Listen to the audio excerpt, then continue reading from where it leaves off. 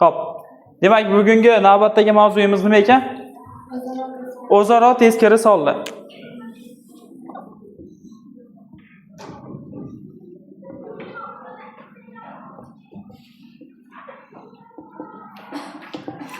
Xo'p, o'rtoqlar, o'zaro teskari sonlar bu nima? Bir-biriga teskari bo'lib qolgan sonlar bo'ladi. Ya'ni hayotda o'zaro teskari narsalar bor, to'g'rimi? Ha? Kechani teskarisi nima bo'ladi? Kunduzi bo'ladi, to'g'rimi? Stolni teskarisi? Peshonmi? Xo'p, qarang. Endi matematikadagi teskari sonlar bu bizga berilgan sonlarni teskari qilib qo'yilgan. Ya'ni 5 ni teskarisi 5 teskarisi 2 mi? Endi unaqa ma'nodagi teskari deyilmadi bunda. 5 ni qarani. Buni o'rganishdan oldin 5 ni teskarisini o'rganishdan oldin men sizlarga 3 taqsim 7 ni teskarisini aytib bermoqchiman. 3 taqsim 7 ni teskarisi 13 ni oyog'ini osmondan qilib qo'yilgan. 7 taqsim 3. Tushundingizmi? Endi 5 ni teskarisi necha desa, 5 tagida nima bor? 1 bor. Endi buni teskarisi o'rtoqli 1 taqsim 5 bo'ladi. Tushundingizmi? Endi buni qarani. Qoidasi nima? Qoidasi bor-ku, to'g'rimi? Teskari sonning qoidasi ko'paytmasi 1 ga teng bo'lgan sonlar. Xo'pmi? Tushundingizmi? Ko'paytmasi nechaga teng bo'lish kerak ekan? 1 ga teng bo'lish kerak ekan. Ya'ni nima degani? 3 taqsim 7 bilan 7 taqsim 3 ni ko'paytirsam nima bo'ladi? 7 bilan 7 qisqaradimi? 3 bilan 3 qisqaradimi? Nima qoladi? 1 qoladi. Natija 1 chiqadimi? Ya'ni ko'paytmasi 1 ga teng bo'lyaptimi? O'shaning uchun bu sonlar teskari. Hamma tushundimi? Kim tushunmadi? 1 taqsim 5 taqsim 1 bilan 1 taqsim 5 ni ko'paytirsam o'rtoqlar qisqarib ketadi, 1 chiqadi bu ham, to'g'rimi? O'shaning uchun bu sonlar teskari. Endi sizlarga savol. 8 taqsim 13 teskarisi. 13 taqsim 8 to'ppa-to'g'ri. Endi 2/4 dan 1 ni teskarisi-chi? Nima qilish kerak buni? Ha, noto'g'riga aylantirish kerak. 4 kar 2 8, 8 ga 1 9 taqsim 4 bo'ladimi? Endi buni teskarisini aytingchi. 4 taqsim 9. Kim tushunmadi? Ko'paytmasi 1 ga teng bo'lyapti.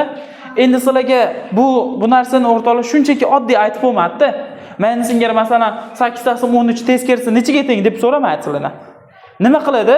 Sizlarga aytadiki, o'rtoqlar 5 taqsim 8 ko'paytirilgan x barobar 1 deydi.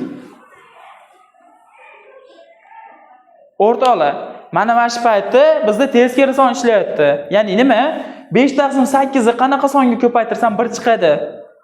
Endi ko'paytmasi 1 ga teng bo'lgan sonlar qanaqa sonlardi? Teskari sonlarmidi? Ya'ni 5 taqsim 8 ni teskarisi bo'lyapti bu haqida.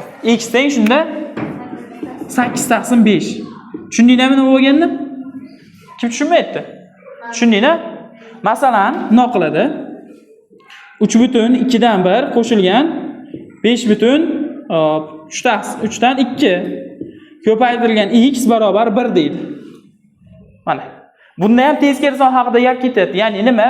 Mana uni birinchi ishi qo'shib bir-biriga qo'shgan natijamizni teskarisini topsak x chiqadi. Tushundingizmi? Qo'shingni. Mahraj necha? 6 bunga. 3 ta bungacha? 2 ta. O'shani 3/6 dan 3 qo'shilgan 5/6 dan 4 bo'ladi, to'g'rimi? Bu ikkalasini bir-biriga qo'shsak 8/6 dan 7, to'g'rimi? Endi bu teskarisi-chi?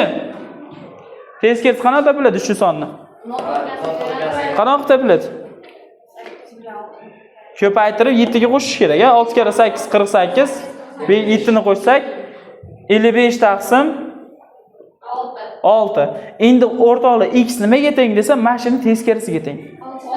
Ha, x teng ekan, demak 6 taqsim 55. O'rganib oldingizmi? Hamma tushundimi? Kitobinada bunga o'xshash misollar o'rtoqlar mana 12-dan boshlab ko'rinadi ko'zga. Tushundingizmi? O'xshar ekanmi hozir doskada ko'rganlarimizga? Xuddi shunaqa tartibda ishlasana bo'ldi. Qolgan gap so'zlar, qolgan misollarning ichidagi gap so'zlar, ya'ni kasra ko'paytirish, bo'lish, qo'shish, ayirishga oid misollar. Asosiy g'oya mana narsalar, manaqa tenglamalar kelganda nima qilish kerakligini bilish. Xo'pmi? Tushundingizmi? Bo'ldi, yozing mana.